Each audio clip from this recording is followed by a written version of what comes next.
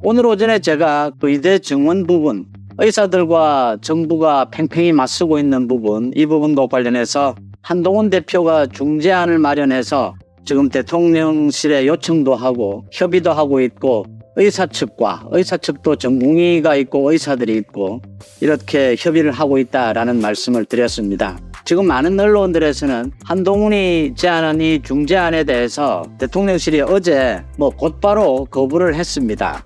받아들이기 힘들다라고 했습니다.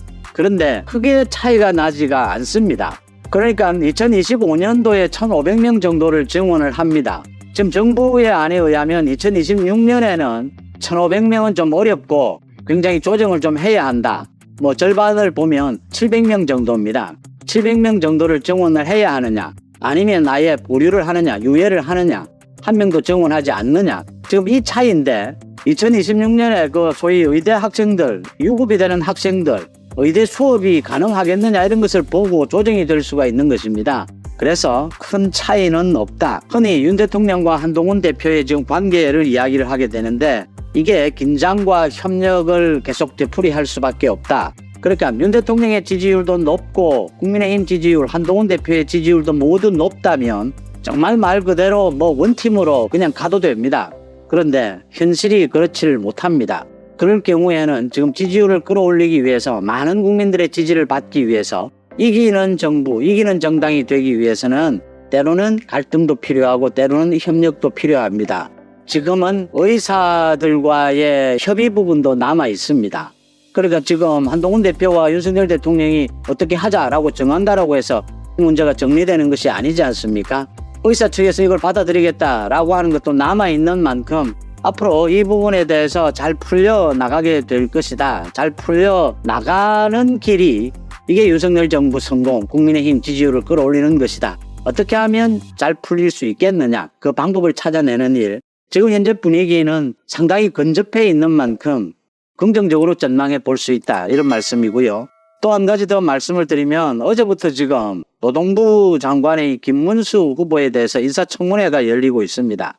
제가 어제부터 이 방송을 한번 하려고 하다가 지켜보고 있습니다. 또 독립기념관장인 김영석 관장이 처음으로 국회에 어제 나와서 질의 답변을 가졌습니다. 김문수와 김형석의 답변 여러 가지 중에서 이 부분입니다. 김형석이 1945년 8월 15일을 광복으로 보느냐라는 부분에 대해서 답변을 하지 않겠다라고 했습니다. 그리고 이제 돌아가서 자기 페이스북에 글을 올리기를 이게 설명이 굉장히 좀 필요한 부분이다. 8월 15일이 해방이고 광복이라는 이름을 쓰게 되는 과정, 우리 역사에서.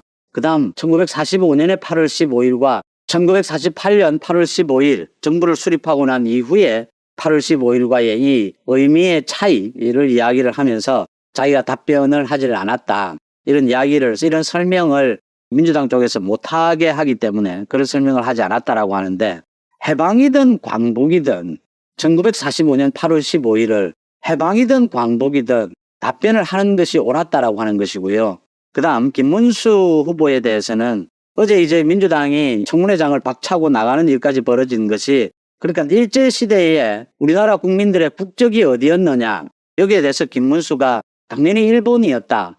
나라를 빼앗겼으니까 일본 아니냐, 그게 상식적인 것 아니냐라고 해서 민주당에서 들고 일어나고 이런 일들이 벌어졌습니다. 이 부분은 잘못된 것입니다. 그러니까 지금 민주당이 국회에서 하는 행태를 보면 어떤 일이 있어도 민주당을 비판하고 싶은데, 또 김문수의 소신, 김형석의 소신도 인정을 합니다. 그런데 다른 건 몰라도 이 두 가지 답변 부분은 좀 문제가 있었다라고 보는 것은 두 가지 이유 때문입니다. 하나는 지금 국회에서 김문수와 김형석이 이렇게 답변하는 건 민주당이 물론 이렇게 유도를 하는 겁니다. 민주당이 유도를 한다라고 해서 이런 자신들의 소신을 답변하는 것, 그래서 논란이 있는 것이 윤석열 정부에 무슨 도움이 됩니까? 윤석열 정부 성공에 이게 무슨 도움이 될까요? 이게 지지율에는 도움이 되겠습니까? 그 다음 두 번째, 내용에서도 맞지를 않습니다. 그러니까 이게 우파냐 좌파냐 보수냐 진보냐 이래서 조금씩 차이가 있는 것들입니다. 독립운동을 어떻게 볼 것이냐, 1945년 해방, 광복을 정확하게 어디를 볼 것이냐, 1948년에 정부 수립, 이 의미가 더 크냐 중요하냐, 아니면 45년이 더 중요하냐, 아니면 독립운동에 대해서 얼마만큼 가치를 둘 것이냐. 또 독립운동 중에서도 이게 좌파 우파가 나뉘게 됩니다. 이 부분에 대해서 어떻게 바라볼 것이냐. 다 다를 수 있습니다. 그런데 명백한 것은 모든 국민들이 생각하는 상식에 입각을 해서 이 지금 공직자는 답변을 해야 합니다. 지금 이런 논란을 일으킬 필요가 없다라고 하는 것이고요. 또 하나는 김영석이 1945년 8월 15일 그게 해방 광복 뭐 어떤 말을 써도 이렇게 이 말 저 말 다 써왔습니다. 어떤 말을 써도 크게 문제될 것은 없습니다. 자기 소신에 의해서는 지금 이걸 해방이라고 봐야 된다. 광복은 1948년이다. 이게 김영석의 소신인데 공직자가 된 것 아닙니까? 그러면 이 논란이 불필요하다고 생각하면 국민들의 일반적인 상식에 맞춰서 답변을 하고 넘어가도 그게 좀 지혜로운 부분입니다. 김문수 마찬가지지 않습니까? 그렇죠. 형식적으로는 일본의 나라를 빼앗겼으니까 우리나라 국민들의 국적이 일본이 됐습니다. 손기정 선수가 마라톤을 하고 일본 국기를 달고 지상대에 오른 게 사실입니다. 그런데 우리는 그 일본에 우리나라 침탈한 것을 인정할 수 없지 않습니까? 불법적인 침탈이지 않습니까? 그래서 독립운동을 했고 나라를 되찾은 것 아닙니까? 형식적으로는 일본 국적이지만 일본이 우리나라를 침탈한 것은 불법이었다. 그래서 을사늑약은 불법이다. 1919년에 상해 임시정부는 그래서 우리 헌법에 그 정신을 이어받는다라고 되어 있다. 법통을 이어받는다라고 되어 있다. 사실은 우리가 불법적으로 나라를 빼앗긴 것이다. 우리는 임시정부에 의해서 대한민국 국적을 가지고 있었던 것이다. 이렇게 답변하는 것이 상식 아닙니까? 이걸 굳이 김문수의 상식이다라고 하면서 일본의 나라를 빼앗겼으니까 그러면 일본의 나라를 빼앗겼으면 독립운동을 왜 합니까? 우리가 일제시대 때 우리 국적이 일본이라면 독립운동을 왜 했습니까? 이런 것까지 김문수의 소신은 제가 존중을 합니다. 근데 이게 무슨 도움이 되느냐라고 하는 것입니다. 이 연장선상에서 며칠 전에 이 일이 벌어졌는데 그때 제가 논평을 하려고 하다가 좀 지켜봤습니다. 근데 오늘 또 이야기가 다시 되풀이가 됐습니다. 저희 개혁신당의 천하람이 오늘 방송에 나와서 한 이야기인데 이야기의 출발은 며칠 전에 시작이 됩니다. 며칠 전에 그 CBS에 출연을 해서 국민의힘의 조혜진 전 의원입니다. 이준석이 이제는 국민의힘에 복당을 해야 되지 않느냐. 지금 민주당의 들러리가 되고 있는 것이 아니냐. 이런 이야기를 하니까 허은하가 꿈도 꾸지 마라. 그러니까 허은하가 이런 표현을 썼습니다. 배를 타고 강을 건넜으면 배를 불태워야 된다. 지금은 떠나간 이준석을 그리워하지 말고 윤 대통령이 국민의힘을 어떻게 잘 운영해 나가야 될 것이다. 이게 불교에서 나오는 이야기죠.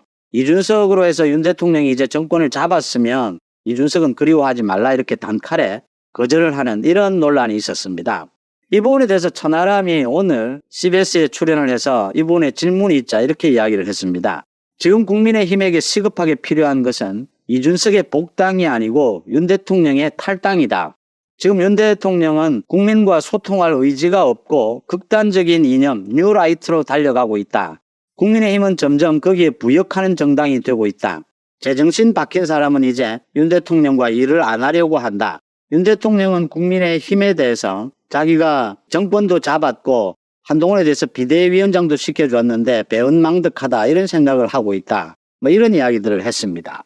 기본적으로 천박하고 좀 쓰레기 같은 정세 분석입니다. 천하람에. 근데 제가 굳이 이걸 말씀을 드리고자 하는 것은 국민의힘 일부에서 조혜진의 얘기처럼 이준석의 복당을 생각하는 사람들이 일부 있습니다. 그 다음 개혁신당 쪽에서도 이게 앞으로 대통령 선거에 근접해서는 어떻게 해서든지 보수 진보 또 대통령 선거가 있으면 큰 선거가 있으면 이렇게 이합 집산을 합니다. 그때는 또 어떤 계기가 있을 것이다 이런 생각들이 나오고 천하람이 이런 이야기를 하고 있다. 이준석 복당 원하지 말고 윤 대통령의 탈당 이런 이야기를 했습니다. 국민의힘 내부 그러니까 지금 여권 내부에서도 윤 대통령과 한동훈의 관계 이 부분에 대해서 여러 가지 이야기가 나오고 있는 만큼 이것도 한번 짚어보는 것이 의미가 있다 이렇게 생각을 합니다. 먼저 윤 대통령과 한동훈 대표의 관계입니다. 윤석열 정부 성공, 보수정권 재창출을 위해서 윤 대통령과 한동훈 대표가 전략적 협력 관계, 때로는 싸우면서 때로는 협력하는 그래서 전체적으로는 협력을 우위에 두는 이런 관계로 가지 않으면 정권 재창출은 굉장히 힘듭니다. 윤 대통령과 한동훈 대표가 정면으로 충돌하면 정권 재창출은 거의 어렵다고 봐야 합니다. 노무현과 정동영의 충돌, 김영삼 전 대통령과 이회창의 충돌을 생각해 보시면 됩니다. 전략적인 협력 관계는 되어야 한다. 소위 이명박 전 대통령과 박근혜 전 대통령과의 관계 정도를 본다면 그래도 전략적 제휴 이런 관계는 되어 있다. 대통령의 흔히들 이야기를 합니다. 이 대통령의 힘으로 차기의 대통령을 만들어낼 수는 없지만 막을 수는 있다라는 이야기를 합니다. 지금 이런 것들을 고려를 하면 윤 대통령과 한동훈 대표 이 관계를 이간질시키는 것도 정말 조심해야 하고 또 일방적으로 원팀이 되는 것도 도움이 되지를 않습니다. 전체적으로는 협력이지만 부분 긴장관계도 계속 형성이 될 수밖에 없습니다. 또 되어야 합니다. 이제 이래서 이게 복잡해지는 것입니다. 이런 관점에서 천하람이 이야기한 이 부분을 한번 짚어보면 이준석은 정치적으로 두 가지 문제가 있습니다. 하나는 윤 대통령에 대해서 근거 없이 윤 대통령을 반대하고 비난하고 내부 총질을 했습니다. 두 번째, 정치적인 자질이 쓰레기 수준입니다. 정치를 무슨 게임하듯이 정치에 있어서 명분이 없습니다. 어떤 정치를 해서 국민들에게 어떤 이익을 주겠다라고 하는 이 명분이 뚜렷하지 않습니다. 윤 대통령과의 완전한 차이를 보이는 부분이죠. 그래서 이준석이 복당 이야기를 국민의힘 일부에서 나올 수 있습니다. 소위 청년 정치의 회복 이런 것입니다. 이준석의 복당이 되는 것은 윤석열 정부에 아무런 도움이 되지 않습니다. 청년 정치가 필요한 부분은 한동훈 대표가 청년들의 지지율을 끌어올리기 위해서 이준석의 도움 이런 것 없이 복당 없이 청년들의 지지율을 끌어올리는 획기적인 방법을 써야 하고 준비하고 있습니다. 대통령 선거를 앞두고 아무리 급해도 이준석과 개혁신당의 복당 이런 부분은 생각하지 않는 것이 좋다라는 말씀을 드리는 겁니다. 자, 이재명의 반일 선동이 갈수록 도를 더해가고 있습니다. 지난번에는 후쿠시마 오염 처리수 관련해서 이 핵 폐수다 이렇게 하면서 마구 비난하고 또 전국 각지로 돌아다니면서 집회를 열었는데 지금 1년이 지나고 난 뒤에 거기 관련해서 정부는 예산 1조 6천억 원을 썼지만 단 한 건도 이게 기준치를 초과하는 방사능이 발견되지 않았습니다. 그러니까 호들갑을 들고 국민들에게 그저 윤석열 정부를 공격하기 위한 이러한 선동에 결과했다는 것이 드러나고 있는 상황입니다. 이름에도 불구하고 우리 국민들 잘 숨고 있다는 겁니다. 과거에 사드에다가 그리고 광우병에다가 거기다가 후쿠시마 오염 처리수까지. 그런데 이재명은 이번에는 일본의 독도 관련된 조형물을 지하철과 어디 설치해놨는데 이거는 이제 다시 오래됐기 때문에 철거해가지고 다시 수리해가지고 갖다 놓는데 그걸 독도 모형물을 철거해버렸다. 그 일본의 눈치를 보고 독도 조형물을 없애버렸다. 이렇게 해서도 반일 선동을 벌이고 있다고 하니까 정말 지가 차는 노릇입니다. 국민의 수준을 어떻게 보고 이렇게 아주 저질의 아주 낮은 수준의 선동을 하고 있을까 하는 겁니다. 병원에 코로나 때문에 입원해 있다가 나와가지고 굳이 한다는 게 그런 선동질을 하고 있다. 코로나 입원했어도 그런 지시를 했다고 합니다. 여기에 대해서 조명현 씨라고 경기도에 있을 때 7급 공무원으로 있었던 이재명의 잔심부름을 하고 법인카드 심부름을 했던 그래서 공노비였다 하는 비판까지 받아왔는데 이번에 일본에 말하자면 반일 선동한 것과 관련해서 중앙일보와 인터뷰에서 이재명이 진짜로 애국심을 갖고 그런 행동을 했더라면 과거에 자신에게 일제 샴푸를 사오라고 그런 심부름을 시키지 않았을 것이다 이렇게 말하고 있습니다. 청담동까지 무려 왕복 4시간 걸리는 거리에 그러니까 일제 샴푸와 트리트먼트를 사라고 그것도 85,000원짜리 사가 오라고 지시를 했다고 합니다. 그러니 지금 이 이재명은 일제 샴푸를 쓸 만큼 그렇게 일본 제품에 대한 애착이 깊은 사람이 그렇게 반일 선동을 하고 있나 이게 진정성이 전혀 없다 이렇게 조명현 씨는 말하고 있습니다. 중앙일보의 강철호 기자와의 인터뷰에서 그렇게 말한 겁니다. 조명현 씨는 독도 지우기 항의 캠페인에 대해서는 그가 진심으로 애국심에서 우러나온 반일을 하고 있다면 일제 샴푸를 쓸 수 없었을 것이다 이렇게 말했습니다. 그러면서 일제 샴푸를 쓰는 것은 개인의 자유지만 행동 하나하나가 사회에 미치는 영향을 볼 때 그런 정치인이라면 조심을 했을 것이다. 그래서 진심으로 애국심에서 반일을 했다면 국산품에 더 애정을 가졌을 것이라고 말하고 있습니다. 그러니까 이런 일제 제품을 쓰면서 반일 선동한다는 게 이게 그야말로 뭐라 그럴까요? 표리부동한 그런 행동이었다는 겁니다. 그래서 이 중앙일보의 강철호 기자가 여기에 지금 일문일답을 했습니다. 거기다가 이재명, 김혜경의 법인카드 불법 사용 의전 의혹을 폭로했던 이 부분에 대해서 이야기를 하고 있습니다. 이렇게 말합니다. 이재명 대표 경기지사 시절에 일제 샴푸 심부름을 했는데 그거 어떤 내용이 다시 설명을 좀 하려고 하니까 지금 이렇게 설명합니다.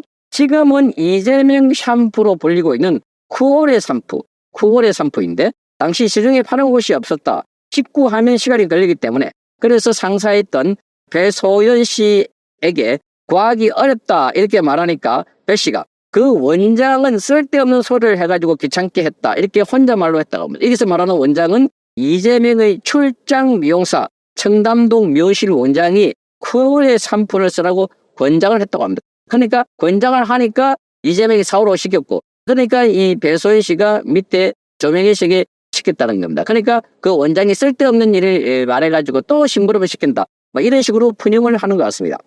그래서 얼마 뒤에 9월의 샴푸를 청담동 미용실에서 사오라는 지시를 받았는데 청담동까지 왕복 4시간을 오가면서 샴푸와 트리트먼트 각 50ml를 83,000원에 샀다고 말했습니다. 그래서 이 기자가 이 대표가 독도 지우기 반대 캠페인을 했는데 이게 어떻게 생각하나 이러니까 이렇게 조명현 씨는 이렇게 설명합니다. 이재명 대표는 보이는 은행과 속마음이 분리된 사람입니다. 그러니까 보이는 은행 드러나는 거하고 속마음이 완전히 다르다는 겁니다. 이재명 대표가 진심으로 국가를 위해서 반일 캠페인을 했다면 그렇게 할 수, 즉 일본 제품을 쓸 수 없었을 것이다 이렇게 말했습니다. 그러자 기자가 단순히 일제 샴푸를 썼기 때문에 문제는 얘기는 아닌 것 같은데 이렇게 하니까 그렇다라고 설명하면서 나는 일제 샴푸 쓴 게 나쁘다고 주장하는 게 아니다. 조명혜 씨는 설명하고 있습니다. 쓸 수도 있다. 그러나 정치인이라면 은행 일치를 해야 한다. 반일하는 근본 이유는 애국이 아닌가. 그러면 일제 샴푸를 쓴다 안 쓴다에 앞서가지고 국산품을 애용하는 그런 모습을 보여주는 게 참된 정치인의 모습이 아닌가 이렇게 말하고 있습니다.